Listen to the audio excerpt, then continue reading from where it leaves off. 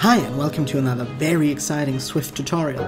Before we get started, I'd like to apologize for the long silence and the absence of new tutorials.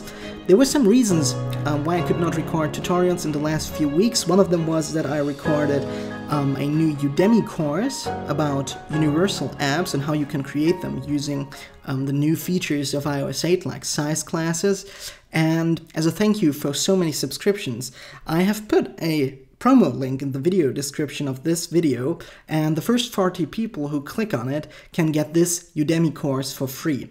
So here's a quick trailer about what you can expect from this course. Welcome to this course about truly universal apps with iOS 8 and Swift. In this course, we are going to have a look at the different screen sizes as well as the many devices out there, and there are quite a lot of them. So we need to ask ourselves one question.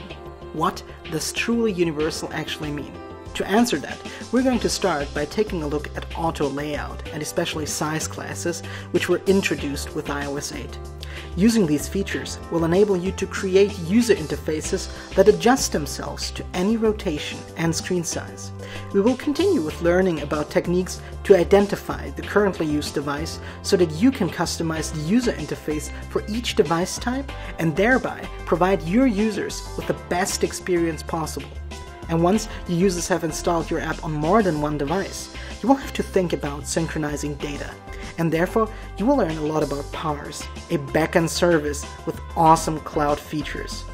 So, after learning a lot about the basics of creating universal user interfaces, we're going to build a real-world application from scratch. By creating this Instagram-like app, you can put into practice everything you've learned so far. So, have fun and enjoy the ride.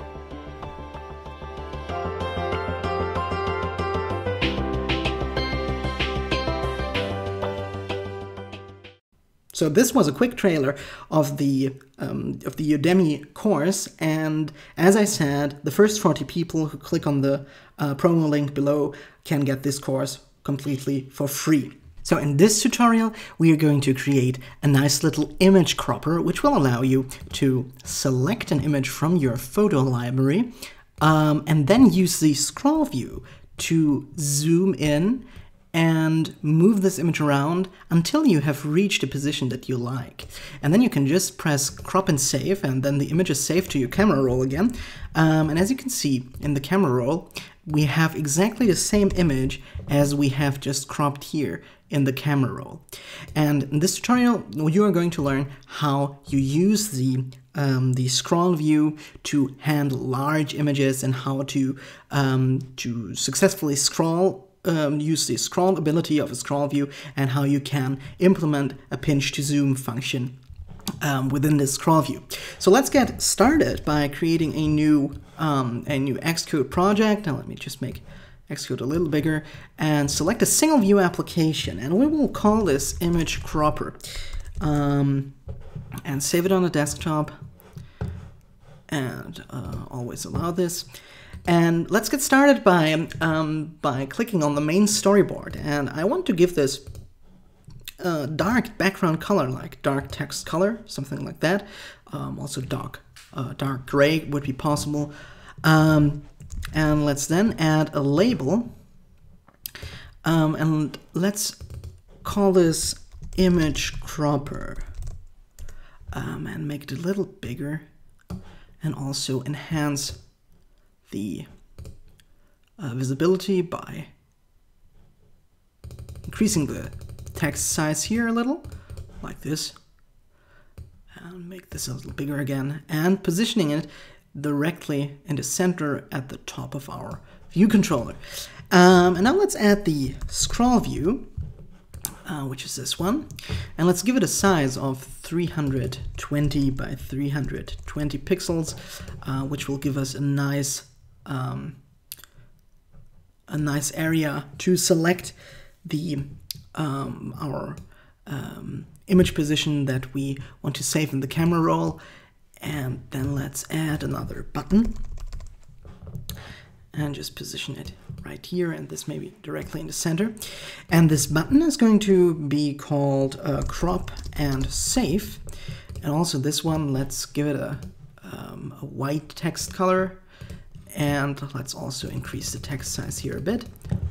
Not that big, maybe like this.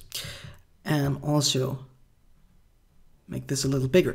Now, as you can see, our scroll view just vanished, and it's not lost. Somehow this must be a bug of Xcode, because it's still there, as you can see here maybe. There it is, here in the top left corner.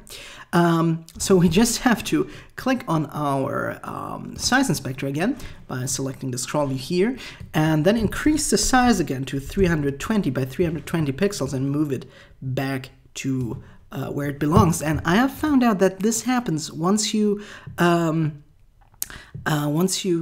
play with the size of some controls, like the button, as you can see here. So let's not do that. Okay, since we want this app to work on every device from the 4S to an iPad maybe, we can just use some layout constraints to make that happen. And we will start with this label at the top, and we will give this a layout constraint to the top by simply clicking on the label and then pressing Control on the keyboard and drag to the top of our view controller and select top space to top layout guide.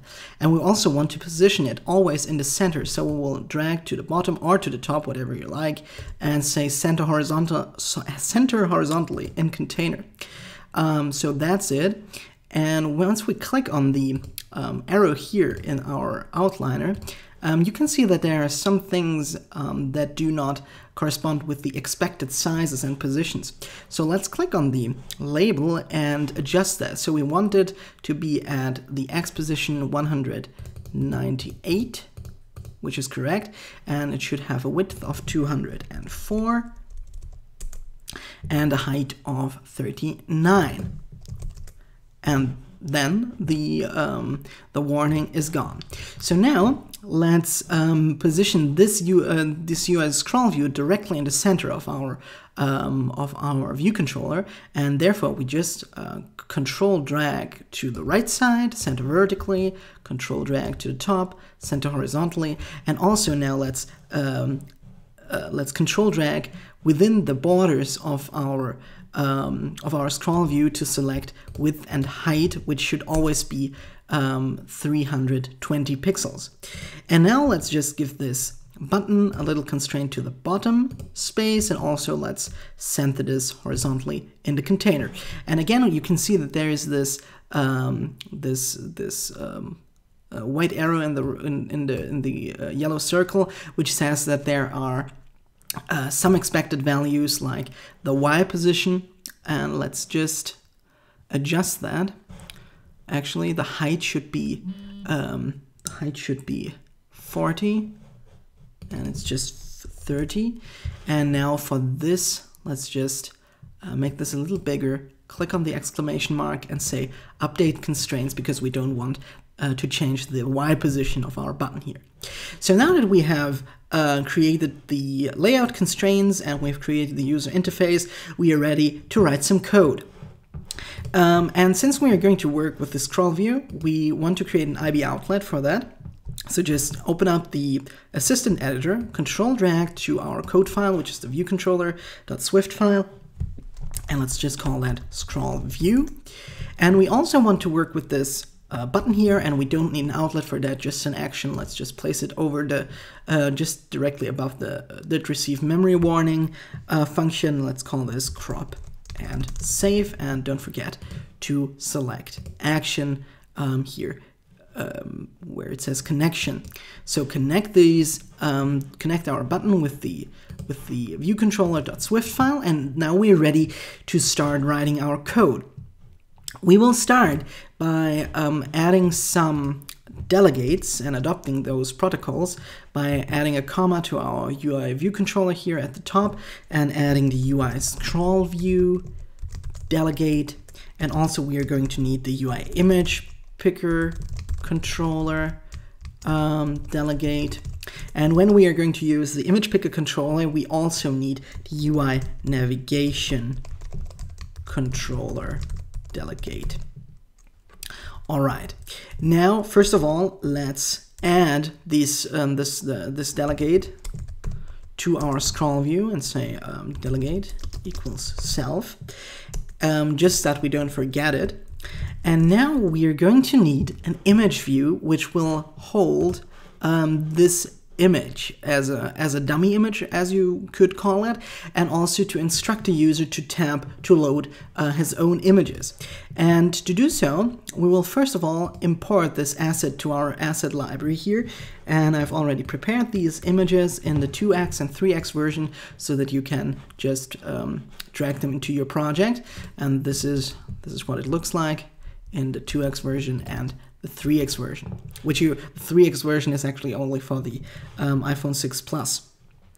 So let's now create an image view here at the top, directly below our IB outlet of the scroll view, and let's call it image view, which is going to be a UI image view. All right. Let's prepare. Next thing we're going to do is preparing this image view, and let's say that the image view dot frame is going to be CG rect make. We will start with the 0, 0 as its initial coordinates and give it the same width and height as the scroll view itself. So let's say scrollView.frame.size.width and scrollView.frame.size.height. And now let's load the dummy image to this image view by saying imageView.image equals UI image, and then we are going to use the named initializer to just type the name of our image asset, which is just image. And in order to communicate with this image view by pressing it and to make it possible to receive touches from the user, we have to enable the user interaction with this image view. So user interaction enabled, we'll set this to true. And the last thing we need to do is add this image view to our scroll view by saying scrollView add subview, and we want to add our image view. So now we can give this can try this real quick and see there is our nice little image, but once we tap on it or press it, nothing happens. So what we have to do is we need to create a gesture recognizer for that, and we will do that by just writing let tap gesture recognizer and equals UI tap gesture recognizer, and we will initialize this tap gesture recognizer with the target self and a selector that we will have to write right after we have completed our work in the view.load method, and we will just call this action load image, and don't forget the colon here. So let's give this tap gesture recognizer a number of taps required, and we will want just to tap on the image view once, and then we have to add this gesture recognizer to our image view. So say add gesture recognizer, and this is the tab gesture recognizer. So actually that's all there is in view.load, and now we have to write this load image function. So let's go ahead, write func load image, and this receives one parameter actually, which is the recognizer itself. So let's say recognizer, and this is of type UI tap gesture recognizer. We won't do anything with it, but you should always give these functions their proper parameters in case you want to work with the recognizer. So what we want to do once the user taps on the image view here, on this one, we want to show the image picker, and therefore we will just create an image picker view controller, and which is the image picker, and we'll just initialize it with an UI image picker controller, which is this one. No parameters needed here, and we will have to set the delegate of this image picker, which is also where our view controller is that delegate. So let's say self, and now we want to select the source type. So let's say image picker dot source type equals UI image picker controller source type dot photo library. And since we are working with Swift, you could also leave this out and just write dot photo library. But I like seeing this in my code so that I know what this actually means here. So now we have completed setting up our image picker, and we can now just present this view controller using the standard present view controller method of self, and now we can just say present view controller image picker. We want it to be animated, and we don't need a completion block here. So now let's just try that and see if that works. And we click on it, and Image Grandpa would like to access your photos. That's okay. And there is our image picker. All right. So once we have selected, actually we have selected an image, you can see that nothing happens. So this is the next step that we need to take, and we are going to use an image picker controller delegate method, which is called image picker controller did finish picking media with info, and the actual image or the original image that we picked is going to be in this dictionary here. So what we do is, first of all, create an image object, which will then store the original image. And we access this dictionary by using these brackets and using the UI image picker controller original image key, and convert that using the as keyword to an UI image. So once we have this image, and this is right here, we have to modify the image view a little. So we will start by saying that the image view should now hold our new image. So imageview.image equals our image that we just received from the image picker. So now we need to change the content mode of the image view, which is going to be UI view content mode dot center. And then we need to adjust the size of our image view, which is going to be image view.frame equals cgrectmake. We will set it to 0, 0 within the scroll view, but the size is going to be the same as the size of the image. So the image.size.width and the image.size.height. And what we also need to do is now adjust the size, not the real size of our scroll view, but the content size of the scroll view. So let's say scroll view.content size is going to be the same as the image's size. And this is important since this enables you to pan around within the scroll view and see the different areas of your image. And now we need to do a little math, since we want to adjust the scale of the image and see how much you can actually zoom in and what the minimum zoom factor and the maximum zoom factor actually is. So let's start by creating the scroll view frame as a constant, just so that we can access it a little easier. So this is the scroll view's frame. And we will now calculate the scale width, which is going to be called scale width, and we will just calculate that by using the scroll view frame constant that we just created, its size and its width, and divide it by the scroll view itself and its content size and its width, and the same game actually for the scale height. So we're going to use scroll view frame.size.height and divide it by the scroll view itself, its content size, and its height. So thereby we get the scale. And now let's see what the minimum scale should be. And we just call this min scale, and using the min function and see what's the minimum value. Is it the scale width or the scale height? So let's say scale height, scale width, and this gives us the minimum scale. And now we can say that the scroll view itself and its minimum zoom scale should be min scale, and its scroll view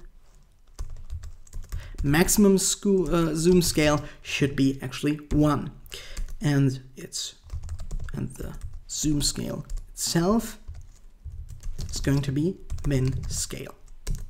All right, we did all these things before the user can actually see this interface again. And what we have to do is, once we have picked an image, we need to tell our picker that it has to dismiss itself. So let's say dismiss view controller animated, true, and we also need no completion handler here. So the problem is, once we have now selected an image, it is not centered within the image view. So what we need to do is create a function that actually centers our scroll view's content. So let's create this function and call it center scroll view contents. This has no parameters. And what we need to do is creating a constant which receives the bounds size of our scroll view. So scroll view bounds dot size. And what we also need, and this is a variable because we need to change some values of that, is the contents frame, which is going to be the image view itself and its frame. So now we have to check if the contents frame and its size and its width is smaller than the bounds size width. What we want to do then is we want to adjust the contents frame, its origin and its X position to the, let me just type that, bound size dot width minus the contents frame size width, and divide that by 2 in order to position it in the center in X direction. And if that's not the case, so if the contents frame size is not smaller than the bound size width, then let's just say contents frame dot origin dot X equals 0. All right, and now we have to do the same again for the height. So if contents frame dot size dot height is smaller than bound size dot height, what we want to do is adjust the contents frame and its origin Y position and say bounds size dot height minus contents frame size dot height divided by 2. So and else, let's just do the same here, contents frame dot origin dot Y equals 0. And all we need to do is set this new frame to our image view. And now we can also call this function once we've picked our image, and we should do that before the image picker controller is dismissed. So just call center scroll view contents here. Very well. Now we are almost done actually. We need to implement 2 more delegate methods of the scroll view itself for zooming and for the event that the scroll view did zoom. So let's just say scroll view did zoom, and what we want to do every time it's zoomed, we want to center its content again. And the view we want to zoom is view for zooming in scroll view is actually our image view. So let's just return it, image view, and that's it. So let's just give this a quick run and see if it works. So we tap on the image view, select the image we like, and as you can see, we can just zoom in, pan it around, and zoom back out, and this works pretty nice. All right. So all that's missing now is our crop and save method that we have already created, which is an IB action, and we'll just start by creating an UI graphics image context with options, and its size should be the scroll view's bounds and its size. You want opaque to be true, and the scale is actually the same scale as the UI screen, its main screen, and its scale, so that we have the proper scale factor for taking a screenshot.